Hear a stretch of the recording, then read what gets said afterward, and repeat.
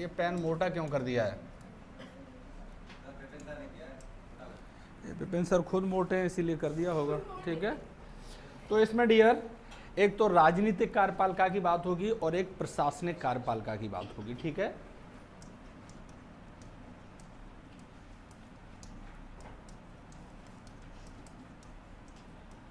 और दूसरी कौन सी होगी डियर? आपको ये पता होगा, आपने देखा है जब आप यूपीएससी में सेलेक्ट होके जाओगे तो आप किस में काम करोगे, शासन में या प्रशासन में? और आप में से कोई नेता बन के जाएगा, सांसद या एमएलए बन के, तो किस में बैठेगा? राजनीतिक कार्यपालिका में। एक मुहावरा है कि दोनों एक दूसरे के पूरक हैं। ये मान लीजिए यहाँ मैं सीएम बनता हूँ और यहाँ आप आईएएस होते हैं। ठीक है, तो आप और हम दोनों मिलके काम करेंगे या नहीं करेंगे? तो यही डियर एग्जीक्यूटिव पावर है। अब यहाँ पर यह बात आती है कि एग्जीक्यूटिव पावर कार्यपालिका के तहत हम इसकी बात करें तो ये कैसी है और ये कैसी है। देखो, ये जो राजनीतिक कार्यपालिका है ये अनस्टेबल है, अस्थाई है, परमानेंट नहीं है, अस्थाई है। जैसे मान लीजिए लोकसभा में आप सांसद बन के गए 5 साल के लिए, लेकिन क्या जरूरी है 5 साल तक रहें? उससे पहले लोकसभा भंग हो सकती है, मध्य अवधि चुनाव हो सकते हैं। तो ऐसी कंडीशन में ये कैसी है बेटा? अस्थाई। लेकिन वही आप आईएएस बन के जाएंगे तो पूरा कार्यकाल करेंगे, पूरा 60 ईयर, हो सकता है कल को 80 हो जाए, क्या फर्क है? तो ये कैसी कार्यपालिका है बेटा? स्थायी कार्यपालिका। और ये जब स्थायी कार्यपालिका होगी, चाहे आप आईएएस बने, कुछ भी बने, लेकिन नौकर हो तुम सरकार के। और नौकर हो तो इसको क्या कहेंगे बेटा? नौकरशाही। इसका मतलब नौकरशाही समझ में आ गया, आईएएस और आईपीएस ये सब समझ में आ गया। वही हम इसकी बात करेंगे तो इसमें कौन आएगा? इसमें कोई एक व्यक्ति तो आएगा नहीं, मंत्री भी आएंगे, सदस्य भी आएंगे। तो इसको क्या कहेंगे बेटा? मंत्रिपरिषद। मैं आपको रट्टू तोता नहीं बना रहा हूं जो कि थ्योरी लिखवाऊं, आपको जो अंडरस्टूड आता है वो मेंशन करिए मेरी बातों को। ठीक है, तो एग्जीक्यूटिव पावर में 2 तरीके की ताकत होगी, एक स्टेबल और एक अनस्टेबल। स्टेबल में आपको पता है प्रशासनिक ऑफिसर होंगे जिसमें नौकरशाही होगी और सब नौकर हैं सरकार के, चाहे चपरासी है, चाहे कोई आईएएस है या चीफ सेक्रेटरी है। लेकिन वही लोकतंत्र में लोकतांत्रिक ताकत होने की वजह से जनता किस में चुन के भेजेगी? मंत्रिपरिषद में, जिसको कहेंगे कैबिनेट काउंसिल। ओके, ये बात सबकी समझ में आई या नहीं आई? अब डियर ये जब दोनों चीजें होंगी तो आपने देखा है कि क्या होगा, भारत में सरकार का गठन होगा। किसका गठन होगा? सरकार का गठन होगा। और सरकार का गठन होगा तो कई सारी चीजें होती हैं बेटा।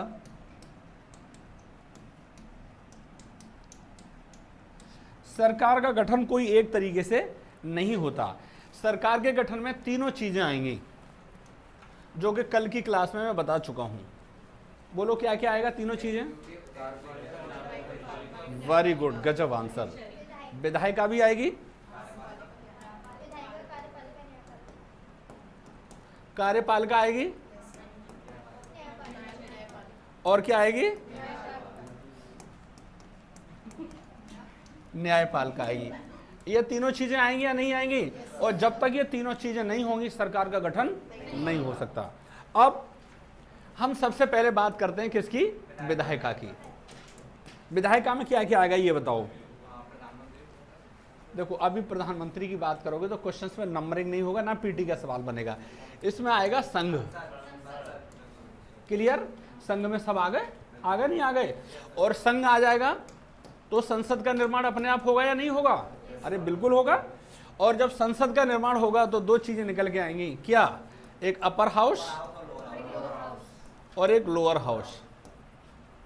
प्यारे बच्चों, अपर हाउस में कौन आएंगे? राज्यसभा के सदस्य आएंगे जो कै साल के लिए चुने जाएंगे? 6 साल के लिए। और ये कैसी है अपर हाउस? स्थायी। इसका कभी डिक्लाइन नहीं होता। इसके 1/3 मेंबर पर 2 ईयर बाहर होते रहेंगे और उतने ही अंदर आते रहेंगे। तो ये कभी भंग होगी क्या? कभी नहीं हो सकती। ठीक है, तो राज्यसभा और लोकसभा की बात करेंगे तो ये कैसा सदन है? 5 साल के लिए, इसका मतलब इसे अस्थाई कह सकते हैं, नहीं कह सकते? ये अनस्टेबल सदन है, यानी कभी भी देश चुनाव में जा सकता है, कभी भी लोकसभा को भंग किया जा सकता है। अभी सरकार बनी है मान लो, अभी प्रधानमंत्री चाहें तो प्रेसिडेंट से बात करके शाम को ही लोकसभा भंग करवा दें। कोई ये कहे कि मैं तो 5 साल के लिए फिक्स हो गया, तो ये बात झूठी है, क्योंकि ये अस्थाई सदन है। तो lower house upper house difference between आपको ये समझ में आ गया, नहीं आ गया? लेकिन जो वास्तविक शक्ति है वो किस में, अपर हाउस में या लोअर हाउस में? क्यों? यस, इसमें पहुंचने वाले सभी मेंबर कौन होंगे? जनता के द्वारा चुने जाएंगे। डेमोक्रेटिक शक्ति है यहाँ पर, और जनता होगी तो इसी से मेजॉरिटी पावर के आधार पर किसका निर्माण होगा? पीएम का निर्माण होगा, इसी में से होगा। मेंबर इसका भी हो सकता है, लेकिन मेजॉरिटी चिट्ठी किसकी होनी चाहिए? लोअर हाउस की। क्या किसी को अपर हाउस में मेजॉरिटी चिट्ठी है, क्या वो देश का प्रधानमंत्री बन सकता है? नहीं। अरे अभी चुनाव हुआ है कल परसों, तो लोकसभा के जिसके पक्ष में मेंबर आए थे वही तो देश का प्रधानमंत्री बना। सबसे ज्यादा प्रधानमंत्री, सबसे ज्यादा जो संसद सदस्य थे वो किसके पक्ष में थे? भारतीय जनता पार्टी के पक्ष में। और भारतीय जनता पार्टी का व्यक्ति नेता बन गया, लीडर बन गया। और लीडर कौन है? प्राइम मिनिस्टर है। तो ऐसी सिचुएशन में ये आपकी समझ में आ गया, नहीं आ गया? अब वही बात आती है प्यारे बच्चों संघ की, और इसी में आएगी प्रांत की। दूसरी चीज, एक तो संघ हो गया, संघ में सारी चीज समझ गए। संसद आती है, संसद 2 तरीके की होती है। कौन कौन सी? लोकसभा और राज्यसभा। लोकसभा में जनता के द्वारा चुने हुए मेंबर आते हैं। राज्यसभा में कैसे आते हैं? जनता जिन लोगों को चुन देती है वो चुनते हैं। राज्यसभा के सदस्य किसके बेस पे आएंगे? बताओ, कहां से निकल के आएंगे? ना, कोई साक्षरता नहीं। देखो 543 सदस्य हैं लोकसभा में, और आपने देखा होगा हर राज्य की अपनी विधानसभा है, नहीं है? तो प्यारे बच्चों, आपने देखा होगा कि सबसे ज्यादा जो राज्यसभा के सदस्य होते हैं वो उत्तर प्रदेश से चुन के जाते हैं, क्योंकि सबसे ज्यादा एमएलए भी उत्तर प्रदेश में हैं। 403 विधायक हैं, तो उनके रेशियो के आकार में ये अपर हाउस के मेंबर चुन के जाते हैं। ठीक है, ये समझ में आ गया? उत्तर प्रदेश से 31 मेंबर चुन के जाते हैं, 31 मेंबर। और लोकसभा के सदस्य कितने चुन के जाएंगे? 80। To be clear. तो ऐसी कंडीशन में आपने देखा है लोकसभा अपर हाउस से क्लियर हो गया। अब सेम इसी की तरह प्रांत है, इसमें क्या होगा बेटा? यहां ले लें, यहां ले लें, ये अलग है, ठीक है? यहां पे ले लें प्रांत या राज्य। तो यहां पे क्या आएगा? विधानसभा आएगी, नहीं आएगी? और क्या आएगा बेटा? विधान परिषद आएगी। Very good. लेकिन ये विधान परिषद हर राज्य में नहीं है, और विधानसभा लगभग हर राज्य में है या नहीं है? ये उसी तरीके से हैं जैसे अपर हाउस के मेंबर हैं, ये वही तो हैं।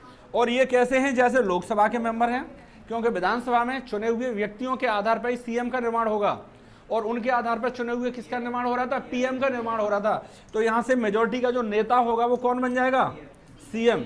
इसीलिए तो अखिलेश यादव आजकल कहते हैं कि भाई कोई दूसरा नया सीएम बन जाओ, हमसे, हाँ 100 लाओ।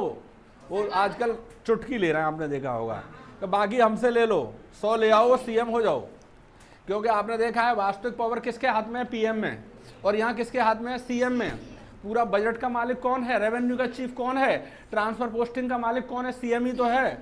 सीएम के पास पूरे प्रदेश की पावर होती है। अभी चाहे तो अलीगढ़ को मेला बना दे 2 मिनट में, इतना पैसा है उनके पास में। अभी चाहें तो उत्तर प्रदेश में बहुत सारी नौकरियां दे दें, अभी चाहें तो कल ही नौकरी हो जाए। विधान परिषद, यस, ये अपर हाउस की तरह है। इसमें वहां भी 6 साल के लिए थे, यहाँ भी 6 साल के लिए हैं। वो भी भंग नहीं होता था, ये भी भंग नहीं होता। लोकसभा भंग होती थी, ये भी भंग हो सकता है। वहाँ पीएम बनता था, यहाँ सीएम बनता है। ये बात सबकी क्लियर हुई या नहीं हुई? तो ऐसी कंडीशन में आपने देखा है इसमें 2 चीजें आती हैं विधायिका में, और मैंने दोनों को आपको क्लियर कर दिया। ये सारी चीज क्लियर हुई या नहीं हुई? बिल्कुल क्लियर हो जानी चाहिए। बोलो क्वेश्चन किया करो, मुझे वो बच्चे अच्छे लगते हैं जो क्वेश्चन करते हैं। बताओ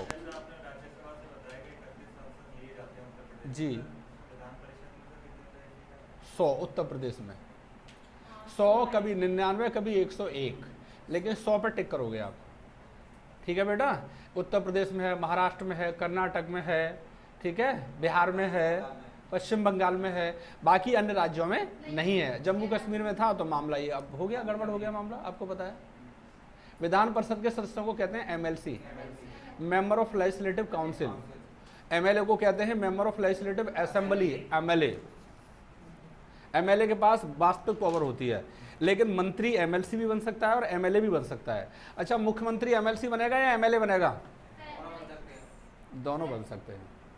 मेजोरिटी होनी चाहिए विधायकों की। तो अभी योगी जी क्या हैं? ये तो विधायक हैं। इससे पहले ये एमएलसी थे, अखिलेश यादव एमएलसी थे, तब मुख्यमंत्री बने थे। अब ऐसे ही लोकसभा में कोई जरूरी नहीं है कि एमपी ही प्रधानमंत्री बनेगा। अपर हाउस का मेंबर भी, राज्यसभा का सदस्य भी पीएम बन सकता है। डॉक्टर मनमोहन सिंह साहब कौन थे? सांसद नहीं थे, वो राज्यसभा के सदस्य थे। अच्छा ये बताइए, मैं प्रधानमंत्री अभी बन सकता हूँ चाहूँ तो? मैं तो मेंबर नहीं हूँ। फिर राष्ट्रपति बना सकते हैं, आपके साथ आपके पास टाइम होनी चाहिए, आपकी 25 साल की उम्र पूरी होनी चाहिए। किसी भी व्यक्ति के लिए जो 25 साल का है देश का प्रधानमंत्री बन सकता है, बशर्ते वो मेजोरिटी जुटा ले तो। और वो किसी सदन का मेंबर नहीं है तो 6 महीने के अंदर उसको मेंबर बनना पड़ेगा। हाँ, चुनाव में जाना पड़ेगा। ठीक है, ये क्लियर हो गया? नहीं हो गया? कोई भी व्यक्ति मंत्री भी बन सकता है।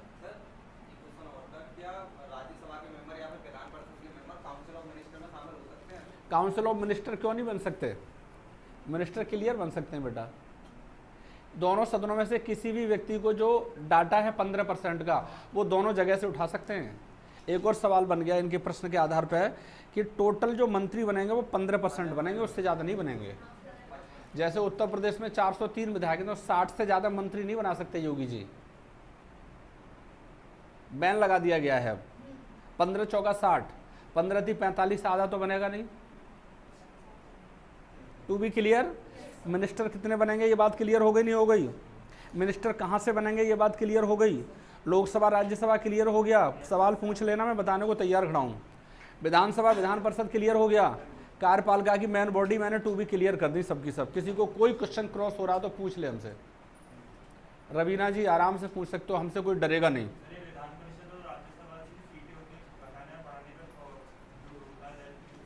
प्रेसिडेंट ऑफ इंडिया और गवर्नर। अब जैसे मान लीजिए अपर हाउस है, अपर हाउस में टोटल मेंबर हैं 250। कितने हैं? 250। इसमें जो बेटा 238 जो होते हैं वो कहाँ से आते हैं? एमएलए के आधार पर चुन के आएंगे, रेशियो में किसको कितने मिलते हैं। अब बचे 12 प्रेसिडेंट ऑफ इंडिया नॉमिनेट करता है। अब वो नॉमिनेट कहाँ से करता है? खेल से करेगा, एजुकेशन से करेगा, और कोई डांस करता है अच्छे उससे करेगा, साइंस से करेगा, इको से करेगा, किसी को भी किया जा सकता है।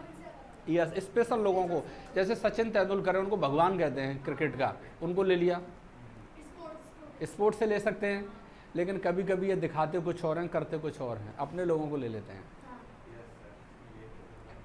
अब जैसे आप नाचना बहुत अच्छा जानती हो, आपको अवार्ड मिल चुके हैं, लोग आपका नाम लेते हैं कि उनके जैसा डांस नहीं है, तो आपको कभी भी ले सकते हैं। खेलना बहुत अच्छा जानते हो, चित्रकार बहुत अच्छे हो, पेंटिंग बहुत अच्छी करते हो, अच्छे अर्थशास्त्री हो, तो 12 लोग प्रेसिडेंट ऑफ इंडिया अपनी इच्छा से करेंगे। लेकिन प्रेसिडेंट प्रधानमंत्री की सलाह पर करते हैं देखा जाए तो, और प्रधानमंत्री अपने लोगों को देते हैं नाम। लेकिन ये ध्यान रखा जाता है कि अच्छे लोगों को मौका मिलना चाहिए। 238 + 12 = 250। और लोकसभा में कितने मेंबर हैं टोटल? ये बैग क्यों डाल लिया आपने? कोई आंधी फांदी आने वाला है? हमें तो ऐसा ही लग रहा है। ठंड लग रहा है? लगने तो कोई ठंड नहीं है। ठीक है, कोई ठंड नहीं है। लग रहा है आपको? केवल इनका ध्यान रखा जाएगा, सपना का। ये बीमार हैं इस पर, ठीक है, लेकिन अब फिर तो बीमार मत माना करो। 543 पहले होते थे, 543 + 2, ये 2 कहाँ चले गए राधे? ये एनआरआई थे, एंग्लो इंडियन थे, इनको ख़त्म कर दिया। अब इनके लिए कोई जगह नहीं है। एनआरआई जानते हो किसे कहते हैं? नॉट रेजिडेंट इंडियंस, जिनका भारत में कोई निवास स्थान नहीं है लेकिन पहले था। ऐसे 2 लोगों के लिए, अरे भारत के बहुत सारे लोग विदेशों में रह रहे हैं भाई। अभी हम अखबार में पढ़ के आए हैं, अमिताभ जी की पोती है, वो बाहर जाना चाह रही है, विदेश सेटल होना चाह रही है, आराध्या। कहीं अमिताभ जी सुन रहे होंगे तो ये कहेंगे देखो हमारी बच्ची का चर्चा कर रहे हैं। अखबार में पढ़ा है, हम क्या करें? अभी हमने सोशल मीडिया पर देखा है।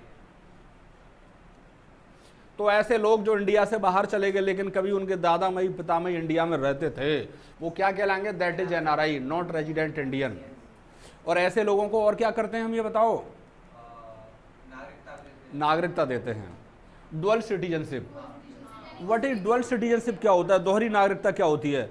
आपको पता होगा प्यारे बच्चों कि हम सबके पास, भारत के लोगों के पास सिंगल सिटीजनशिप है, एक हरी नागरिकता है,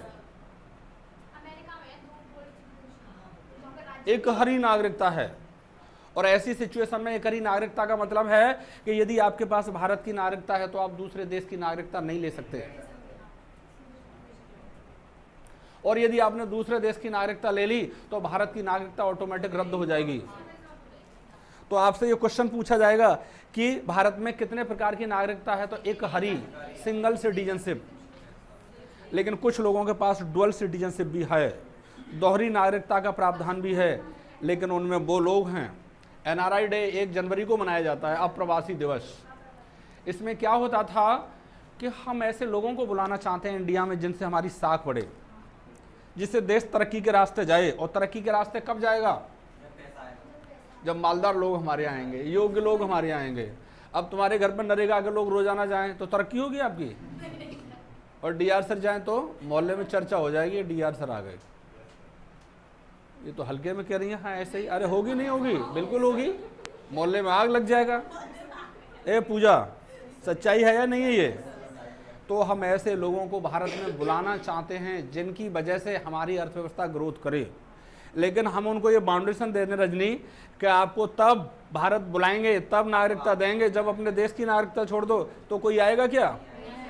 अब आप ये कहो डीआर सर हमारे घर आओगे तो अपने घर से रिजाइन करो, कैसे आ जाएंगे फिर हम? तो ऐसे लोगों से हमने ये कहा है कि तुम अपने देश की नागरिकता भी रखो और हमारे देश की भी नागरिकता ले लो, हमारे इंडिया में आइए, व्यापार करिए, सारे काम करिए, आपको छूट है। लेकिन दुश्मन देशों को इसमें अलाउ नहीं किया गया। जैसे कि पाकिस्तान आ जाएगा तो मक्कारी कर देगा, पटाखा लगा देगा पीछे से, टेररिस्ट कर देगा। वो हमारी खुशहाली को देख के खुशी नहीं होता। तो ऐसे दुश्मन देशों को क्यों बुलाएंगे? तुम अपने दुश्मन को क्यों बुलाओगी? खाने पर, लंच पर, डिनर पर आ जाओ। अरे घर उड़ा देगा आपका, चोरी कर ले जाएगा, पैसे निकाल ले जाएगा, आपकी बदनामी हो जाएगी। बताओ। तो इसी तरीके से देश में हम दुश्मन देश के लोगों को नहीं बुलाते, हम ऐसे लोगों को बुलाते हैं जिनके आने से, अब जैसे मान लीजिए कोई 10,000 करोड़ का आदमी है और यहाँ एसी की कंपनी लगा दे कि ये एसी 50,000 की आ रही है, हम 20,000 में बना के बेचेंगे, तो हम बुलाएंगे इसको? नहीं बुलाएंगे। 20,000 में देखो सस्ती मिलेगी, लोगों को एटमॉस्फेयर पॉजिटिव हो जाएगा, कृत्रिम फायदा होगा, रोजगार मिलेगा लोगों को। तो ऐसे लोगों को बुलाने से इंडिया में फायदा है या नहीं है? ऐसे लोगों के हमने सर्वेश डुअल सिटीजनशिप दिया है, दोहरी नागरिकता का प्रावधान है। अब देखो क्वेश्चन पूछा जाएगा भारत के लोगों के पास, सुनो बेटा हमको, ऐसे लोगों के पास या भारत के लोगों के पास एक हरी नागरिकता है, दोहरी नागरिकता है, दोनों हैं या इनमें से कोई नहीं है, तो एक पर टिक करोगे, एक हरी। डुअल सिटीजन तो स्पेशल है ना। इसके अलावा कुछ रीजन भी हैं, जैसे मेरी मान लीजिए विदेशी महिला से शादी हो जाए, वो अलग प्रोसेस है, या कोई विदेशी महिला या इंडियन से शादी कर ले, उसका अलग प्रोसेस है। जैसे कैटरीना कैफ कल तक आपने देखा है नाच रही थी, वो कोई बुराई ना माने, ये ना कहे कि हमारे बारे में क्या बोल रहे हैं। कैटरीना जी नाच के या मूवी बना के एंटरटेन के माध्यम से हम लोग खुश हो रहे थे। तो कैटरीना के आने से भारत की जो वैल्यू है वो घट रही थी या बढ़ रही थी? बढ़ रही थी। अरे एंटरटेनमेंट कर रही थी, मूवी बना रही थी, बॉलीवुड में उनका धमाल था। तो ऐसे लोगों को हम चाहते हैं कि आएँ। उनको आपने देखा है ऑन वीजा भी हम काम करने के लिए देते हैं नहीं देते, लेकिन अब वो शादी कर रही हैं यहाँ पे, तो वो स्पेशल प्रावधान है, ऐसे लोग आने चाहिए हमारे यहाँ। नहीं आने चाहिए? आने चाहिए। अब आप कल परसों आपने देखा होगा, वो कौन है, डॉक्टर नैने की वाइफ माधुरी दीक्षित जी, उनका अलग प्रोसेस है। कोई लेडी इंडिया में है लेकिन बेबी पैदा होता है फॉरेन में, उसका अलग है, ये सब बताएंगे हम आपको। लेकिन अभी ये सीखना है सिंगल सिटीजनशिप भारत के पास है। डुअल सिटीजनशिप किस प्रोसेस में, वो मैंने बता दिया आपको। तो कार्यपालिका क्लियर हुआ या नहीं हुआ? लोकसभा क्लियर हुआ, राज्यसभा क्लियर हुआ, विधानसभा क्लियर हुआ, विधान परिषद क्लियर हुआ। मेंबर, अब सुन लो, राज्यसभा में जो मेंबर जाएंगे उनकी मिनिमम एज कितनी होगी? क्यों होगी 30? लोकसभा के जो मेंबर चुन के जाएंगे उनकी मिनिमम एज कितनी होगी, मैक्सिमम कितनी होगी तुम बताओ? 75 होगी। 75 के बाद में नहीं चुने जाएंगे, फिर तुम बताओ कितनी होगी? 75। इसका मतलब पढ़ रहे हो। आप बताओ? 75 ही है, पक्का पढ़ा है? तो इसका मतलब आपने डीडी बसु में हैं? अच्छा, पढ़ा है इन्होंने। मैक्सिमम कोई भी फिक्स नहीं है, कोई मैक्सिमम नहीं है, केवल मिनिमम फिक्स है। मैक्सिमम कोई भी व्यक्ति जब तक जिंदा है तब तक मेंबर बन सकता है, हैं? अरे प्रावधान है ये, मैक्सिमम हो जाएगा तो आपने देखा 90 साल के लोग बनना है। अरे अभी देखा है आपने, कोई भी व्यक्ति कभी तक चुनाव लड़ सकता है, लेकिन मिनिमम 30 साल है इसके लिए, मैक्सिमम कोई नहीं है फिक्स कभी भी। एमएलसी बनने के लिए कितनी मिनिमम एज है? 30। और अपर हाउस मेंबर बनने के लिए कितनी है? 30। मैक्सिमम कुछ नहीं है। अब आ जाओ, लोकसभा में सांसद बनने के लिए मिनिमम एज कितनी है? 25। और एमएलए बनने के लिए मिनिमम कितनी है? 25। To be clear. अब प्रधानमंत्री बनने के लिए मनीष कितनी एज है मिनिमम? 35। 25। क्योंकि लोकसभा का मेंबर जिसके पास मेजोरिटी होगी वो क्या बन जाएगा? लीडर बन सकता है, लीडर ऑफ द हाउस। तो ऐसी कंडीशन में मिनिमम एज कितनी होगी? 25 होगी। लोकसभा के मेंबर के लिए एज कितनी बताई थी हमने? 25 बताई थी। अच्छा, मुख्यमंत्री बनने के लिए कितनी एज है मिनिमम? 25। राष्ट्रपति बनने के लिए कितनी मिनिमम एज? 35। मैक्सिमम तो कोई है ही नहीं। तो ये क्लियर हो गया एज वाला मामला? सब क्लियर है? वेरी गुड, अच्छा लग रहा है। ठीक है, ऐसे ही। अरे हीरो बना दूंगा, देखना 1 महीने के अंदर। अब प्रांतों में मैंने आपको बताया था विधानसभा आएगी और क्या आएगा? विधान परिषद। ये इन दोनों को मिला दें बेटा तो क्या हो जाएगा? ये विधान मंडल। लिख लो,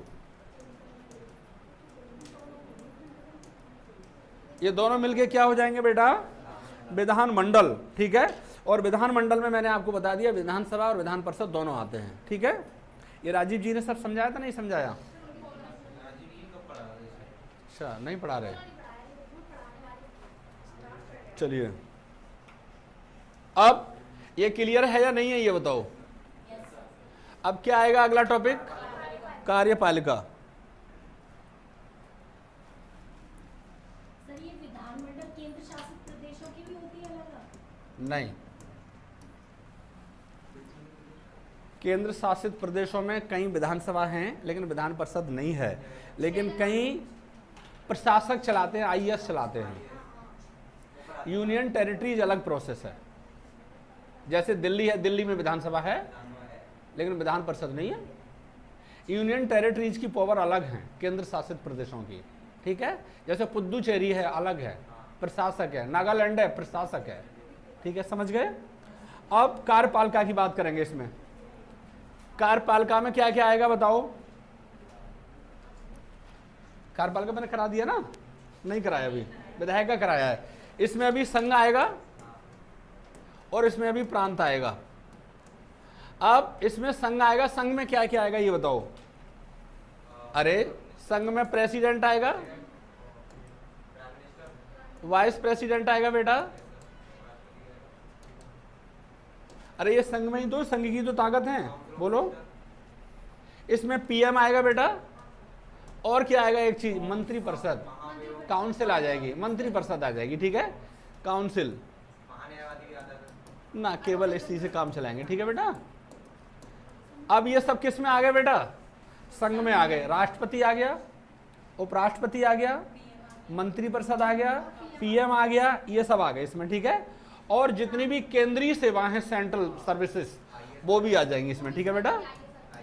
आईएएस केंद्रीय सेवा तो है ही, केंद्रीय सेवाएं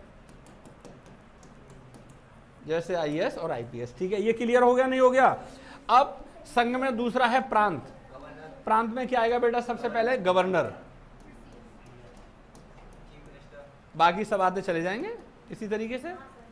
टू बी क्लियर? अरे सीएम आ जाएगा, मंत्री परिषद आ जाएगी। ठीक है। और बाकी प्रांतीय सेवाएं जैसे पीसीएस, ये आ जाएंगे, बिल्कुल सही कह रहे हो, एसडीएम वगैरह सब इसी में आएंगे। तो कार्यपालिका टू बी क्लियर, आराम से लिख लो, कोई जल्दबाजी नहीं है। पूजा बेटा क्लियर, कार्यपालिका से पूछा जाए संघ है प्रांत है, संघ में ये सब हो गए क्लियर, और प्रांत में बेटा ये सब हो गए, गवर्नर, सीएम और मंत्रिपरिषद, और कैसी सेवाएं, प्रांतीय सेवाएं। अब क्या बचा बेटा, न्यायपालिका।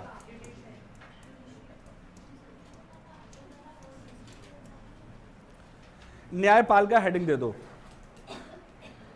न्यायपालिका आपने देखा है जुडिशरी पावर सिंगली तो है, किसी के अंडर में काम नहीं करती, तो इसको क्या कह सकते हैं बेटा, एकल तंत्र कह सकते हैं।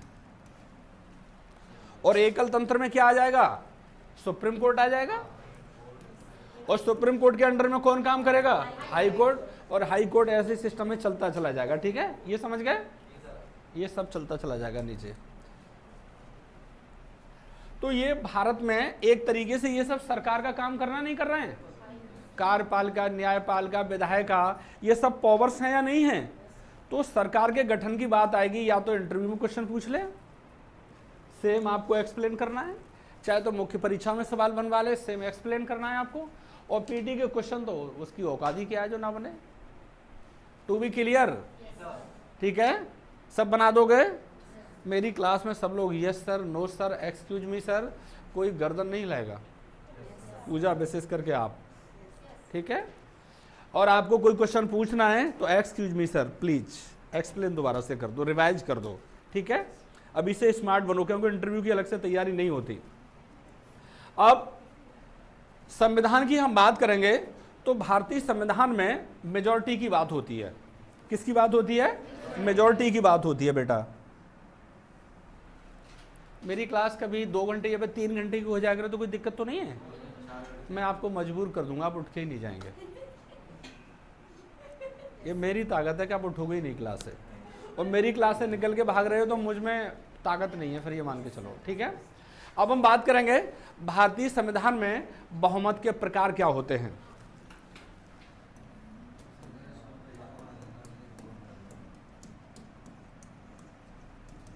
भारतीय संविधान में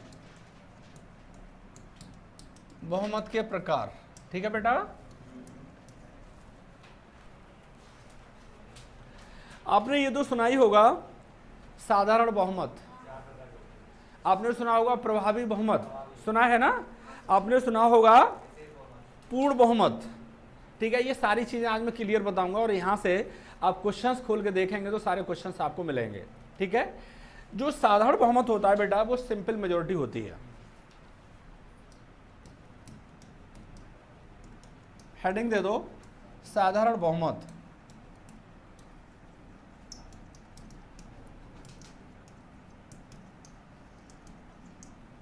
सिंपल मेजॉरिटी, साधारण बहुमत। बताओ कौन बताएगा इसे, आप लोग पढ़ चुके हो पहले, बताओ। संसद में प्रेजेंट सदस्यों का 50% +1 मेंबर। प्रेजेंट सदस्यों का 50+1 गलत हो गया। तो सर एक बार दोबारा रिपीट कर सकते हैं? सिंपल मेजॉरिटी, हाँ करो एक्सप्लेन। संसद मतलब संसद में जो कुल सदस्य होते हैं, इतना मेंबर ऑफ मतलब संसद के सदस्य होते हैं उनका 50% +1 ना ना ना, फिर तो वो पूर्ण बहुमत हो गया बेटा। हम पूछ रहे हैं सिंपल मेजॉरिटी। हेलो, हाँ जी बोलिए। जी जी जी बोल रहा हूँ जी जी।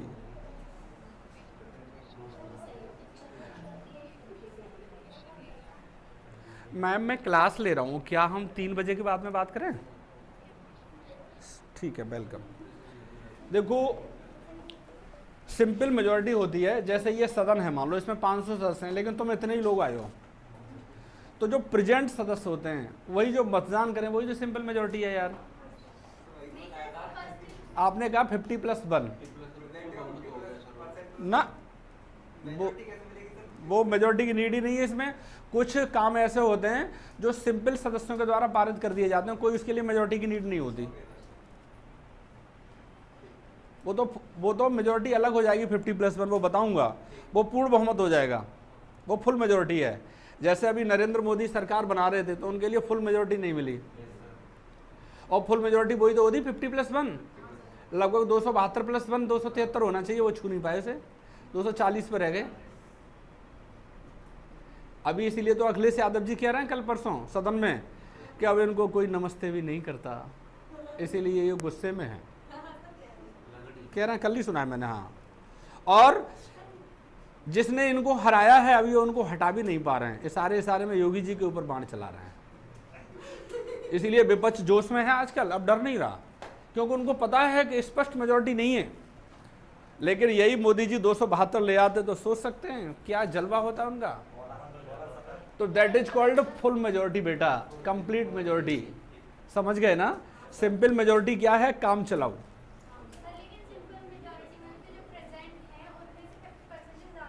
उपस्थित में जो मतदान करेंगे वो बिल्कुल सही है, लेकिन 50+1 नहीं लगाओगे यहाँ पे। लिखो लिखो लिखो, हम बता रहे हैं, लिखो बेटा। हाँ बेटा बैठ जाओ। उपस्थित और मतदान करने वाले सदस्यों का, उपस्थित और मतदान करने वाले सदस्यों का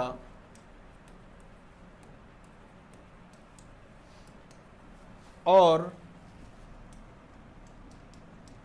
मतदान करने वाले सदस्यों का बहुमत। ठीक है भैया, बस ये लिखो, इसके अलावा कुछ नहीं। ठीक है, अब इसमें देखो कुछ एक्सपेरिमेंट करेंगे हम। लिखो, जैसे सर्वाधिक प्रयुक्त, ये कहाँ प्रयोग होता है उसकी बात बताने जा रहे हैं। सर्वाधिक प्रयुक्त जैसे साधारण विधेयक, हाँ बता रहा हूं मैं, साधारण विधेयक, धन विधेयक, वित्त विधेयक, ये सब सिंपल मेजोरिटी से पास किए जा सकते हैं। ठीक है, इनके लिए पूर्ण बहुमत की कोई आवश्यकता नहीं है। ये तो था प्रयोग, केवल एक्सपेरिमेंट। अब दूसरा हेडिंग दे दो बेटा, महत्वपूर्ण प्रस्ताव। इसी में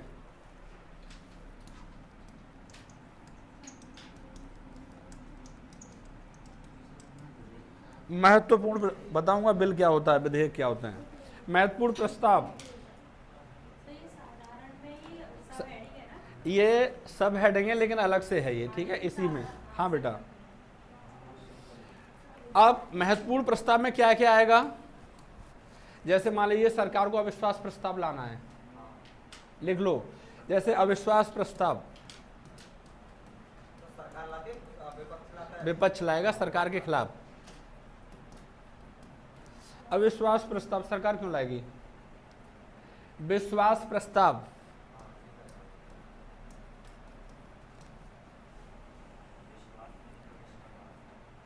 काम रोको प्रस्ताव, यस, काम रोको प्रस्ताव,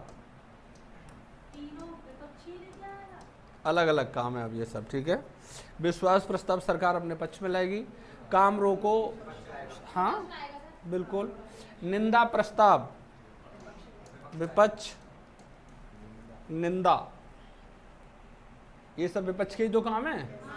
या फिर विपक्षी कहेगा विश्वास दिखाओ, तुम्हारे पास मेजोरिटी है या नहीं है।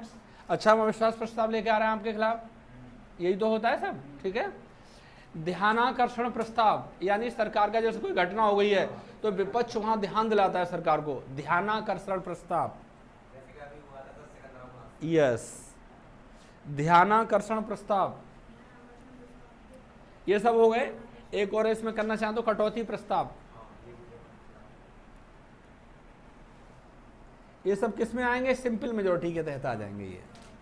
क्लियर। अब दूसरा होगा प्रभावी बहुमत। प्रभावी बहुमत,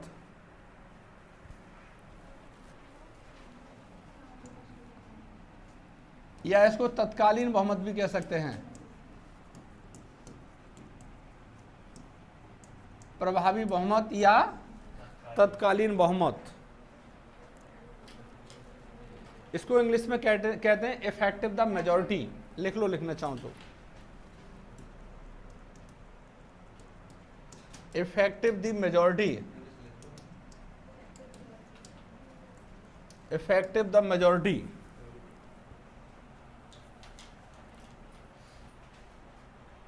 ये लिखो, इसमें क्या क्या आता है? प्रभावी सदस्यों की संख्या का बहुमत आता है इसमें। प्रभावी सदस्यों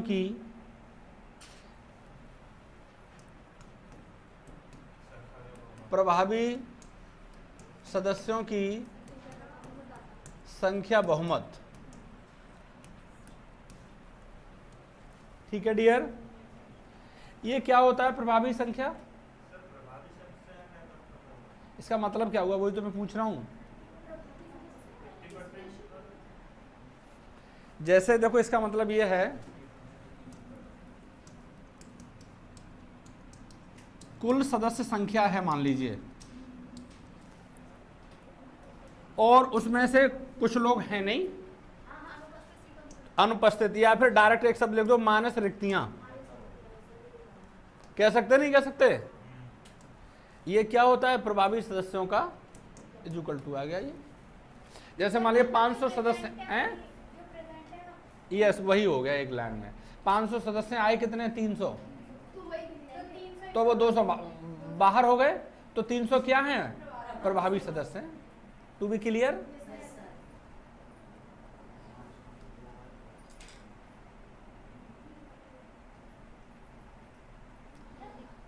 दूसरा आएगा, तीसरा आएगा पूर्ण बहुमत। पूर्ण बहुमत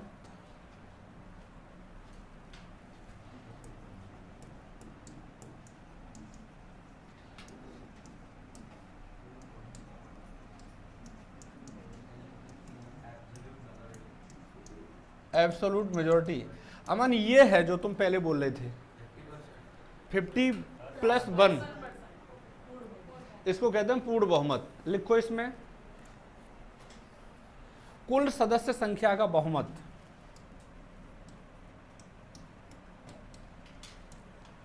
कुल सदस्य संख्या का बहुमत। ठीक है बेटा, ये क्या होगा? जैसे मान लीजिए हमारे पास 543 हैं, बट्टे 2 कर दो तो कितने बचे? 272 कैसे जाएंगे? 2 दूनी 4, 2 सत्ते 14, और कितना हो जाएगा? 272 पर मेजोरिटी हो जाएगी। ठीक है, वैसे इसका संख्या निकल के आएगा 271.5, ये निकल के आ रहा है, लेकिन बराबर हम कितना कर देंगे? 272। ये क्या है? यही तो है ये। ठीक है, 272 सदस्य होने चाहिए तब पूर्ण बहुमत होगा। तो मोदी जी के पास 272 नहीं था, इस बार 240 थे, तो कितने की कमी थी?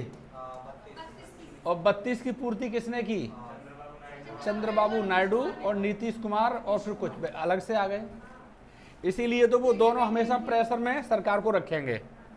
इसीलिए आपको पता होगा बजट अभी आया है तो सबसे ज्यादा बिहार को और आंध्र प्रदेश को पैसा दिया है, ताकि वो नाराज ना हो, जितना भी दिया हो। लेकिन ये नहीं होते तो ऐसी कंडीशन में इतना पैसा दिया जाता है राज्यों के लिए, अब वो अंदर से काम करवाएंगे अपने राज्य के लिए, मांगेंगे, लेकिन अभी दिया नहीं है। ठीक है, अब ये क्लियर हो गया नहीं हो गया? पूर्ण बहुमत क्या होता है? जैसे एग्जाम्पल लिख लो, राष्ट्रपति के चुनाव में निर्वाचन कोटा। राष्ट्रपति के चुनाव में यही तो होता है, राष्ट्रपति के चुनाव में निर्वाचन कोटा। एग्जाम्पल, राष्ट्रपति के चुनाव में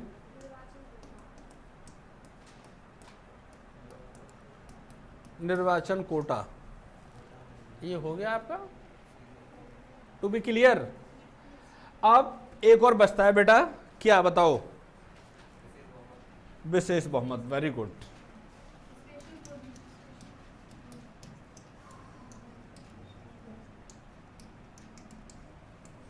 विशेष बहुमत, इसको इंग्लिश में कहते हैं स्पेशल मेजॉरिटी।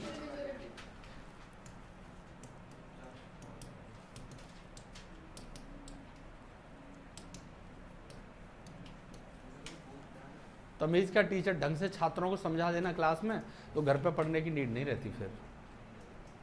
अब तुम्हारे विकेट गिरे हुए हैं क्लास में, महिलाओं की तरह लग रहे हो। महिलाओं का मतलब है कि तुम फेशियल लगा के आ रहे हो, तो फिर कैसे काम चलेगा। और पीछे से संदीप जैसे लोग ही और कहते हैं डीआर से सही लग रहे हो आप, बिल्कुल सही हो गया काम टीचर का। क्लास में तब मजा आता है टीचर छात्रों के ऊपर हाईली पावर के साथ में उनके साथ कनेक्टिव रखे। एग्जाम्पल 56 प्रकार के एग्जाम्पल दे जब तक छात्र क्लियर ना हो जाए। समझ रहे हैं हमारी बात को। तो हमारे अंदर कुछ आदत है कि हम जब तक चढ़ नहीं जाते तब तक मानते नहीं, यानी जब तक स्टूडेंट्स को हम हिला नहीं देते अंदर से तब तक हमको मजा नहीं आता। समझ रहे हैं। देखो किसी चीज को आपके विकेट गिरे हुए हैं, आप ना समझ पा रहे हैं, ना टीचर समझा पा रहा है, कोई मतलब थोड़ी है उसका। आप इसको होने दो, 1 महीने बाद देखना आपकी क्या स्थिति होगी इसमें। अच्छा ये जो मैं दे रहा हूँ कल से अब तक टफ लगा आपको कहीं? आपको कोई डीडी बसु लक्ष्मीकांत पढ़ने की नीड नहीं है भैया, इतना पढ़ लो ये बहुत है। पूजा जी समझ में आ रहा है? बस अब स्पेशल मेजॉरिटी की बात करेंगे तो इसका मतलब क्या होगा ये बताओ। पीटी का सवाल है ये। ये भी 2 प्रकार की होती है। 2 प्रकार की होती है, लेकिन डायरेक्ट क्वेश्चन आ जाए what's meaning of special majority. 2/3 बहुमत। वेरी गुड, 2/3 बहुमत होना चाहिए इसमें। लिख लो इसका मतलब 2/3 बहुमत है, 2/3 बहुमत है। समझा रहा हूं, पहले लिख लो।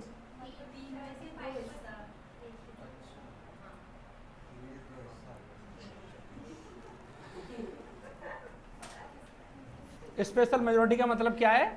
2/3 मेजॉरिटी से। ठीक है। अब देखो ये भी अलग अलग प्रकार का होता है। जैसे पहला क्या होगा इसमें, जैसे मान लिए इसे कहते हैं पहले प्रकार का विशेष बहुमत। ये 3 तरीके का होता है, लिख लो। पहले प्रकार का विशेष बहुमत। ठीक है। अब जैसे मान लीजिए इसमें एक थ्योरी और लिखो थोड़ी सी, तब समझाऊंगा इसे। उपस्थित और मतदान करने वाले, उपस्थित और मतदान करने वाले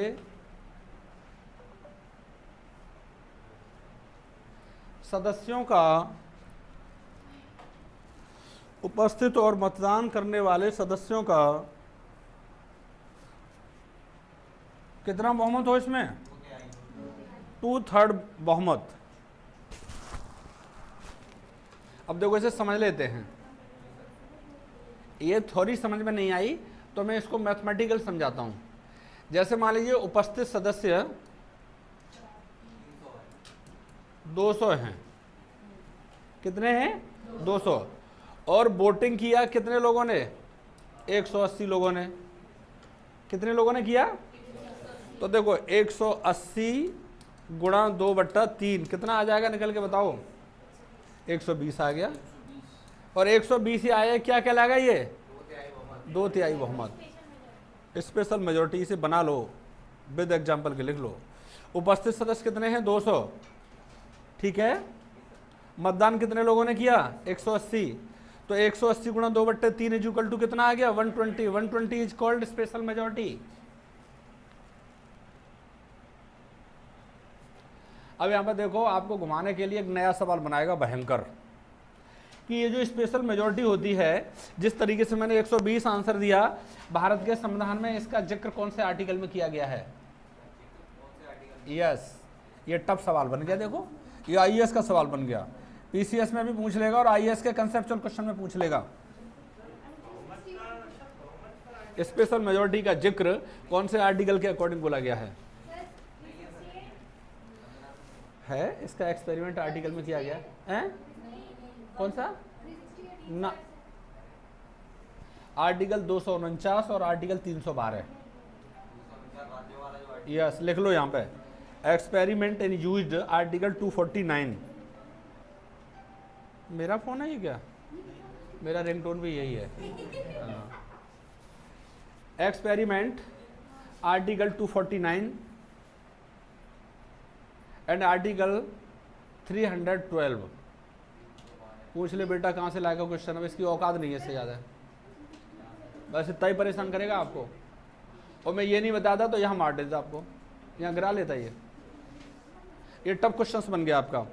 ये स्पेशल मेजोरिटी के अकॉर्डिंग कौन से आर्टिकल का यूज होगा, तो आर्टिकल 2 हैं, आर्टिकल 249 और आर्टिकल 312। तो एक स्पेशल मेजोरिटी मैंने आपको बताई अभी तक है जी, वो तो संशोधन है संविधान का। अब लिखो दूसरे प्रकार का विशेष बहुमत, अगली हेडिंग, दूसरे प्रकार का विशेष बहुमत।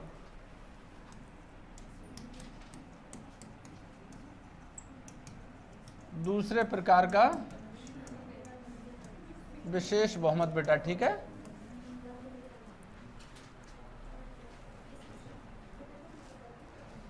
कंप्लीट कराऊंगा आपके लिए, इसमें आराम से सीख लोगे, ठीक है। हाँ लिखिए, उपस्थित और मतदान करने वाले,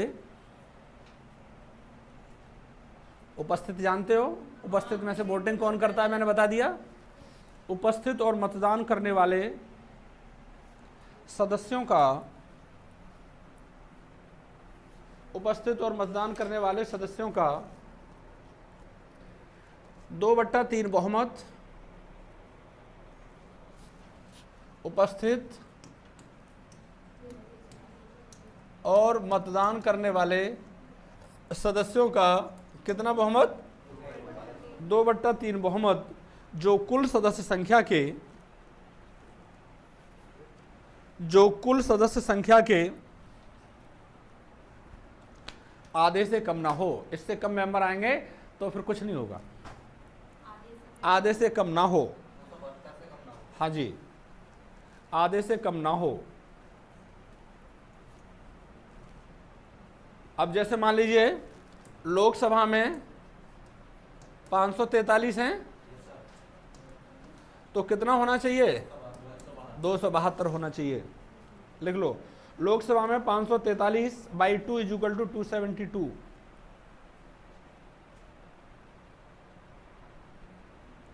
अब मान लो 300 मेंबर आए हैं या 310 आए हैं और उसमें वोटिंग किया 300 ने 310 में, तो वो तो नीचे चला जाएगा, समझ गए।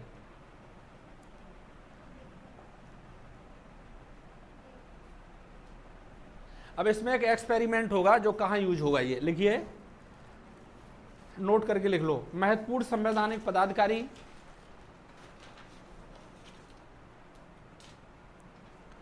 महत्वपूर्ण संवैधानिक पदाधिकारी कौन कौन से होते हैं, कॉन्स्टिट्यूशनल ऑफिसर, जैसे जज, सुप्रीम कोर्ट का जज नहीं होगा, जैसे लिखिए सुप्रीम कोर्ट के जज, हाई कोर्ट के जज,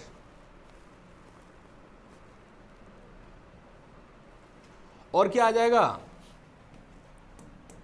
एससी के जज, हाई कोर्ट के जज, कैग भी इसी में आ जाएगा, हाँ ठीक है, कैग आ जाएगा इसमें, और सीईसी आ जाएगा, चीफ इलेक्शन कमीशन, मुख्य निर्वाचन आयुक्त, सीईसी आ जाएगा, लिख लो, मुख्य निर्वाचन आयुक्त, चीफ इलेक्शन कमीशन के पद मुक्ति में या पद मुक्ति में। और कहाँ होगी स्पेशल मेजॉरिटी, इसके अलावा ये एग्जाम्पल पूछ लेता है किस किस में भी होता है, संविधान संशोधन में भी होगा, उसके लिए भी क्या चाहिए, स्पेशल मेजॉरिटी चाहिए, लिख लो। और संविधान संशोधन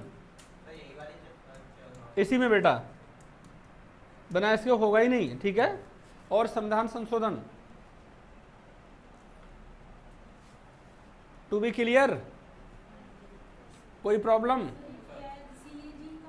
कंट्रोलर एंड ऑडिटर जनरल, नियंत्रक और महालेखा परीक्षक, जो सरकार के पैसा खर्च करने का हिसाब किताब लेता है सब। अब एक और रह गया, तीसरे प्रकार का विशेष बहुमत।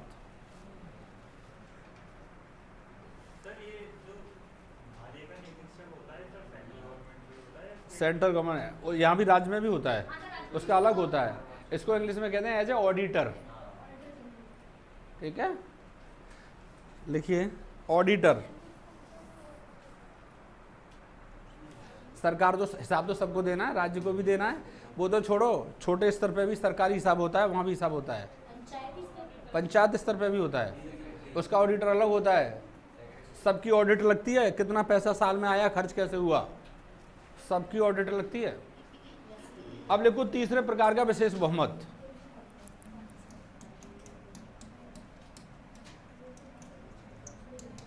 तीसरे प्रकार का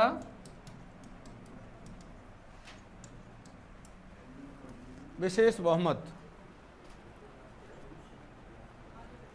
कुल सदस्य संख्या का 2/3 बहुमत। कुल सदस्य संख्या का कितना बेटा? 2/3 बहुमत। जैसे मान लीजिए लोकसभा में कितने मेंबर हैं, सबको पता ही है। कैसे निकालेंगे इसे बताओ? हैं 543 गुणा 2/3 गुणा 2/3 कितना आ जाएगा, निकल के बताओ।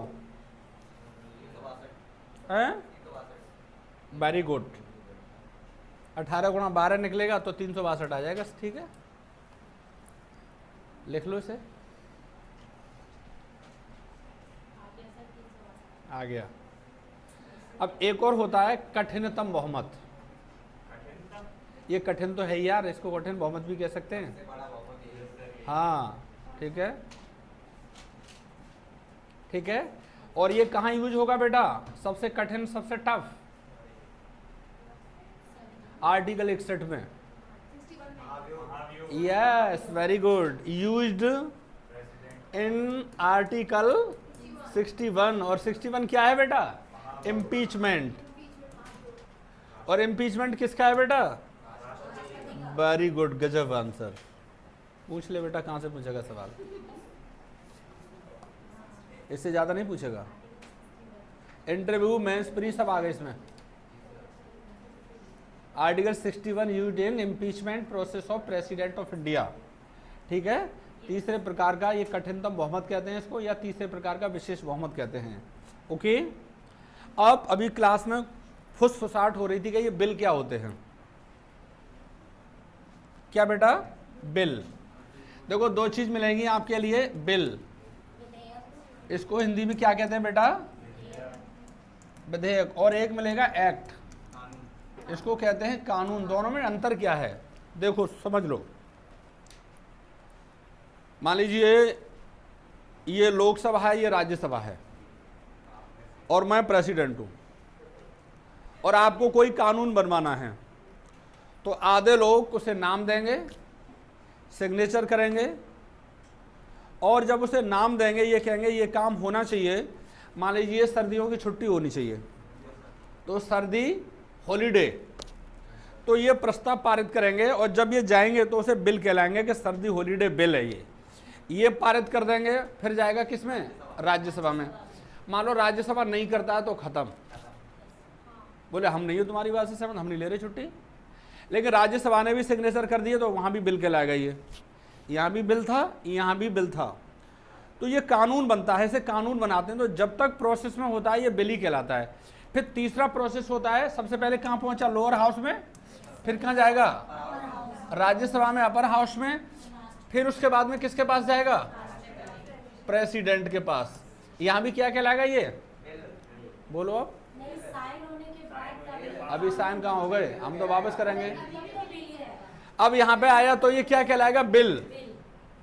लेकिन हमने ये पढ़ा, हमने कहा ये रद्दी है, सब बेकार है, हमने टोकरी में डाल दिया। हमको राइट है, एक बार डस्टबिन में फेंक सकते हैं, रद्द कर सकते हैं। ये प्रेसिडेंट को एक बार अधिकार है, इसीलिए प्रेसिडेंट रबड़ की मोहर नहीं है, सस्पेंसिव वीटो। लेकिन राष्ट्रपति हो सकता है पहली बार में यहां पर साइन कर दे इस तरीके से, तो ये क्या बन गया? एक्ट बन गया। फिर साइन करते ही, साइन नहीं किए तो ये रद्द हो जाएगा यहीं आके।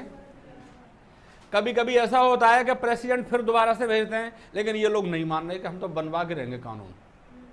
फिर उन्होंने साइन किए बिल, फिर उन्होंने साइन किए बिल, फिर प्रेसिडेंट के पास आ गया। अब राष्ट्रपति की मजबूरी है सिग्नेचर करना, बाध्यकारी है ये। यदि राष्ट्रपति ने दोबारा भी साइन नहीं किए तो राष्ट्रपति के खिलाफ तुम लोग सब लोग क्या लेके आओगे, इम्पीचमेंट लाओगे। कैसे हटाओ, ये तो संवैधानिक विरोधी है। दूसरी बार में राष्ट्रपति को करना पड़ेगा, मजबूरी है राष्ट्रपति की। और जैसे ही प्रेसिडेंट या तो पहली बार में साइन कर दें या दूसरी बार में साइन कर दें, वो बिल कन्वर्ट हो जाता है, एक्ट में वो बन जाता है, कानून में जुडिशरी को दे दिया जाता है और जनता के ऊपर लागू हो जाता है। बिल गुड, लिखो बेटा। अब बिल में सवाल नहीं बना पाओगे क्या, बताओ। यस जी। अभी जैसे कुछ कानून सरकार बनाती है, अपने दोनों सदनों से पास करवा देती हैं कि कठोरतम सजा दो, लेकिन ऊपर जाके डिजॉल्व हो जाता है कि कठोरतम सजा मानव को नहीं देनी चाहिए। आप ये बताइए, हमारे यहाँ फांसी के प्रावधान हो जाए नॉर्मली, तो उससे वैल्यू घटेगी या बढ़ेगी देश की? घट जाएगी। कभी भी क्रूरतम पनिशमेंट नहीं होने चाहिए। जैसे आपने देखा होगा कुछ महिलाओं में, कुछ सिस्टम में क्या, ज्यादातर महिलाओं को फांसी की सजा नहीं होती। मान लो फांसी की भी सजा हो गई है और कोई महिला प्रेग्नेंट है, उसके पेट में बेबी पल रहा है, तो क्या उसे सजा दी जाएगी? उस समय रोक दी जाएगी, अभी नहीं, बेबी हो जाने दो। या फिर हो सकता है प्रेसिडेंट ऑफ इंडिया या जज उसकी सजा को माफ कर दे, आजीवन कारावास में कन्वर्ट कर दे। यानी महिलाओं के प्रति सॉफ्ट कॉर्नर रहता है। सर, जैसे प्रेग्नेंट लेडी है, उसके बेबी होता है, तो उसकी परवरिश के लिए भी 6 महीने और दिए जाएंगे उसके? सब कुछ दिया जाएगा, जब तक वो स्कूल जाएगा, केयरिंग कौन करेगा, चाइल्ड केयर कौन होगा, सब होगा उसके लिए, क्योंकि उस बेबी का कसूर थोड़ी है।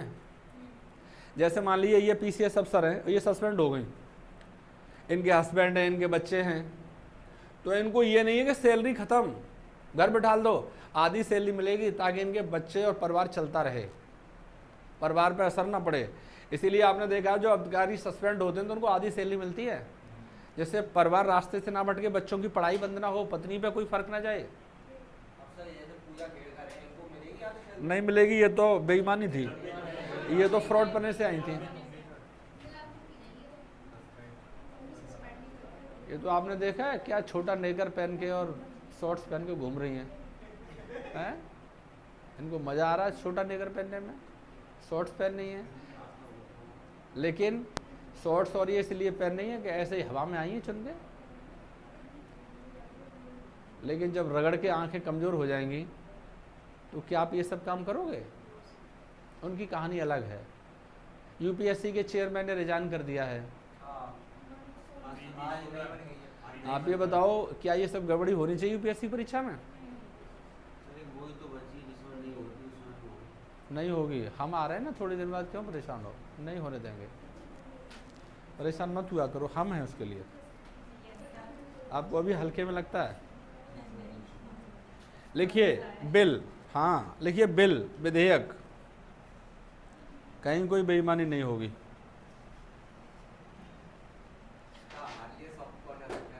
नहीं, कोई सॉफ्ट कॉर्नर नहीं, बेईमानी के लिए कहीं कोई जगह नहीं होगी, ठीक है। प्रस्तावित कानून को विधेयक कहते हैं। प्रस्तावित कानून को, सही है डेफिनेशन, कोई दिक्कत तो नहीं है? अरे कानून तो बनाने के लिए प्रस्ताव डाल रहे हैं हम, विधेयक कहते हैं। अब लिखो एक्ट, एक्ट या अधिनियम। प्रस्तावित कानून को विधेयक कहते हैं। अब अगला हेडिंग दे दो, एक्ट यानी अधिनियम, और विधेयक को क्या कहते थे? बिल। इसमें लिखो, जब बिल विधायिका द्वारा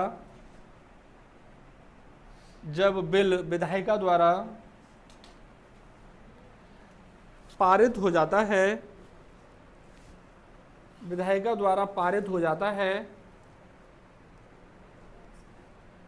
मान लो ये केंद्र में भी हो सकता है, राज्य में भी हो सकता है, और उस पर राष्ट्रपति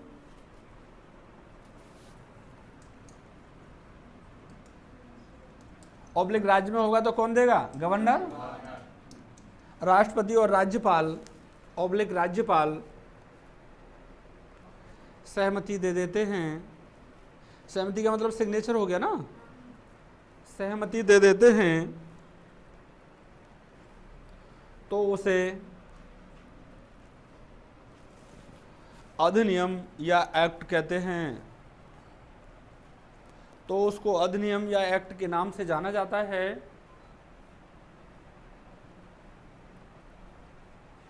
ओके, अब यही बेटा एक प्रश्न आएगा, कोरम। क्या आएगा? कोरम सुना है कभी? नहीं।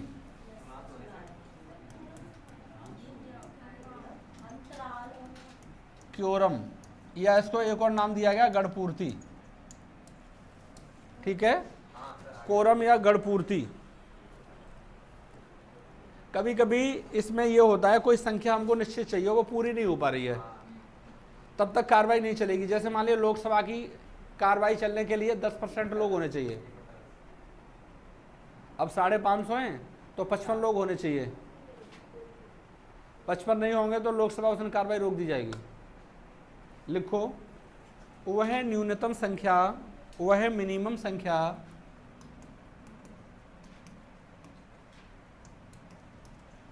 वह न्यूनतम संख्या जिसके पूरा ना होने पर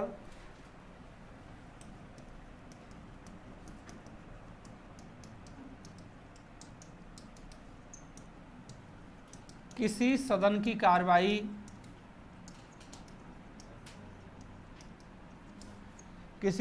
कार्रवाई क्या हो जाती है बेटा? अवैध। अवैध हो जाती है। That is called quorum. क्या कहलाएगा वो? कोरम कहलाता है।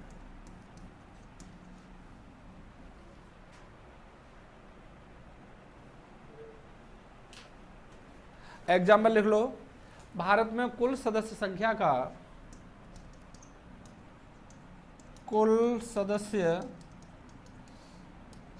का एक कितना परसेंट है बेटा? 10%। गुड। 10% कोरम है। जैसे देखो 543 गुणा 10/100, 0 से 0 कितना हो गया ये? यानी 54.3। तो कितने चाहिए? लगभग 55 सदस्य होने चाहिए। सवाल बना दो। अब कोरम पे मुख्य परीक्षा लिखने को आ जाए, 2 नंबर की टिप्पणी, कोई आफत आएगी आप पे? कोई रटने की जरूरत ही नहीं है, इतना ही लिख देना, जबरदस्त 2 में 2 नंबर मिल जाएंगे आपको, कोई नंबर नहीं कटेगा। रजनी लिख दोगी ये? आराम से लिख दोगे, है क्या?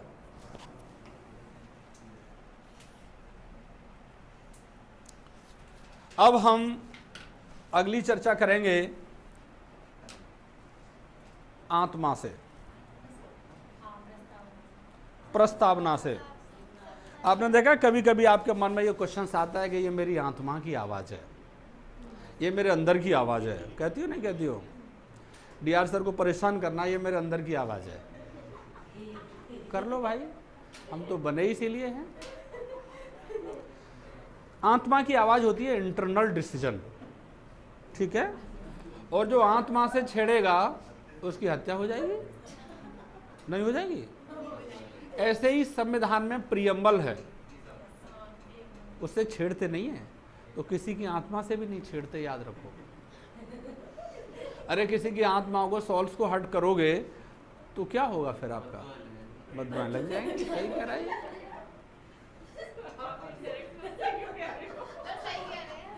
हम तो बने इसीलिए हैं, ठीक है?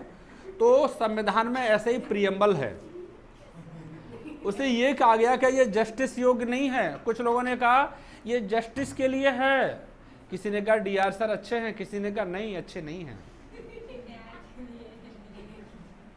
अब हम सब की बात सुनते रहते हैं भाई, जैसा तुमको अच्छा लगे करते रहो। तो ऐसे ही प्रियम्बल में अंशिका एक बार चेंजिंग हुआ है केवल। अंशिका, अंजलि, अब हम क्या करें, बात ही नहीं। अंशिका गई, देखो चुपचाप से चली गई है, बता के नहीं गई है ये। और टाइम बताने जाती थी। हाँ, जाएगी नहीं, घर वालों की शिकायत है कि डंडे तोड़ो इस पर जाए तो वो अरे कुछ नहीं, ये काम नहीं करना चाहते, ये शरीर को कष्ट नहीं देना चाहते। हाँ हकीकत है, तो क्या हो गया, अरे कोई नहीं थकता भाई, जिसके लगी होती है वो थकेगा क्या, जिसके लगी होती है उससे थकान नहीं होती। जिसके आग लगी होती है ना, आग जलाओ अपने अंदर, ये आग बुझनी नहीं चाहिए। कहते हैं ना कि बहुत आग लग रही है तुम्हारे अंदर, वो वाली आग नहीं, ये वाली आग लगनी चाहिए। आग लगने का मतलब कई तरीके से नहीं, आप सीधा सीधा मतलब निकालो, हमको काम करना है। अब आगे पीछे सोचोगे तो सब बात खराब हो जाएगी।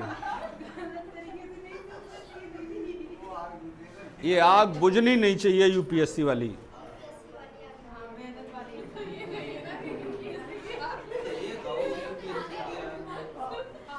अभी हमारे यहाँ डीएम साहब आए थे तो उन्होंने कहा था कि ये आग बुझनी नहीं चाहिए, हेडिंग भी बनाता शायद आप लोगों ने देखा होगा।